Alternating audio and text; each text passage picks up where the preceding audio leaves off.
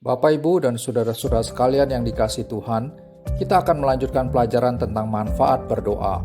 Pada pelajaran sebelumnya, sudah dijelaskan ada dua manfaat penting yang bisa kita dapatkan dari berdoa, yaitu pertama, doa dapat membuat kita mengalami kehadiran Allah, dan kedua, doa memampukan kita untuk mengerti kebenaran firman Tuhan. Bagaimana dengan manfaat lainnya? Manfaat ketiga adalah, doa dapat membuat kita semakin mengenal diri sendiri.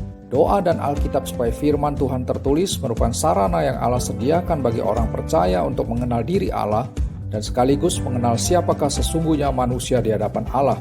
Ketika kita berkomunikasi dengan Tuhan melalui doa, Ia bisa memakai kebenaran firman yang kita renungkan dan pelajari untuk menyatakan kesalahan dalam pola pikir kita, untuk menunjukkan kekeliruan dari rencana dan harapan kita, juga untuk menyingkapkan keadaan serta motivasi hati yang tidak selaras dengan kehendak Allah. Orang Kristen yang benar-benar bertekun dalam berdoa, pastilah akan semakin dapat mengenal kekudusan dan kebenaran Tuhan. Pengenalan demikian akan membawanya pada perenungan tentang keberadaan dirinya di hadapan Tuhan. Jika kegiatan refleksi atau perenungan dan introspeksi diri dilakukan secara rutin dan semakin hari semakin intensif, tentu saja ini semua akan membuat kita benar-benar dapat mengenal diri sendiri melalui kebenaran firman Tuhan.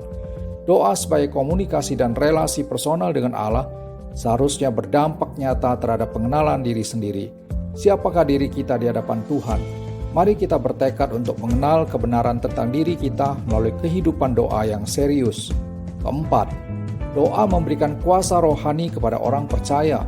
Setelah dilahirbarukan oleh Roh Kudus, kita mempunyai tanggung jawab yang penting dalam hidup ini. Sebagai orang yang telah diselamatkan dari hukuman dosa, kita berkewajiban untuk dapat membebaskan diri dari pengaruh dan polusi dosa dalam hidup kita.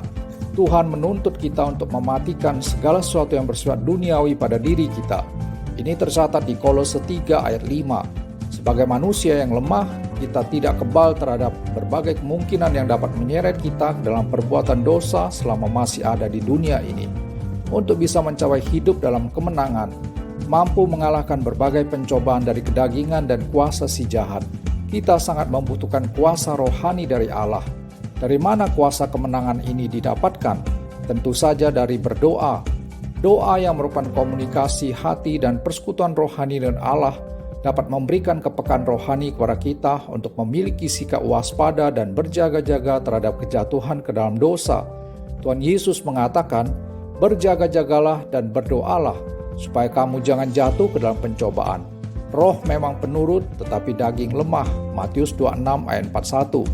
Dari perkataan Kristus ini, kita mengetahui dengan jelas bahwa doa bermanfaat untuk memperlengkapi kita dengan kekuatan rohani, sehingga kita dimampukan oleh Tuhan untuk menolak serta mengalahkan pencobaan.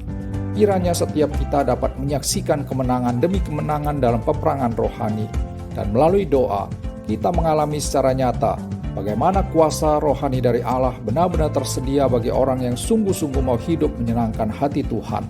Kelima, melalui doa kita bukan hanya menikmati persekutuan vertikal dan personal dengan Allah, tetapi juga mengalami persekutuan horizontal dan komunal dengan sesama orang beriman. Paulus menggambarkan komunitas orang percaya sebagai tubuh Kristus. Dalam 1 Korintus 12 ayat 27, ia menyatakan, "Kamu semua adalah tubuh Kristus dan kamu masing-masing adalah anggotanya." Berdoa bersama dengan para pengikut Kristus yang lain adalah kegiatan yang dapat merealisasikan secara konkret realitas persekutuan sebagai tubuh Kristus, sama seperti kenyataan pada tubuh jasmani, di mana tidak ada satu anggota tubuh pun yang tidak terhubung dengan anggota lainnya. Demikian pula seharusnya pada anggota tubuh Kristus, kita mempunyai ikatan rohani dengan sesama orang percaya karena memiliki iman yang terfokus pada Kristus.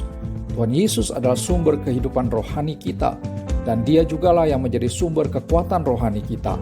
Berdoa bersama jelaslah merupakan bentuk persekutuan horizontal yang indah. Melalui ibadah demikian, kita bisa mempraktekkan sikap saling di antara sesama orang beriman, saling menguatkan dan menopang satu dengan lainnya, saling melengkapi dan menolong bagi sesamanya, saling menghibur dan memedulikan di antara kita selaku anggota tubuh Kristus. Kuasa dan kehadiran Allah akan semakin berdampak dalam kehidupan orang percaya yang benar-benar rindu mewujud nyatakan persekutuan horizontal selaku tubuh Kristus.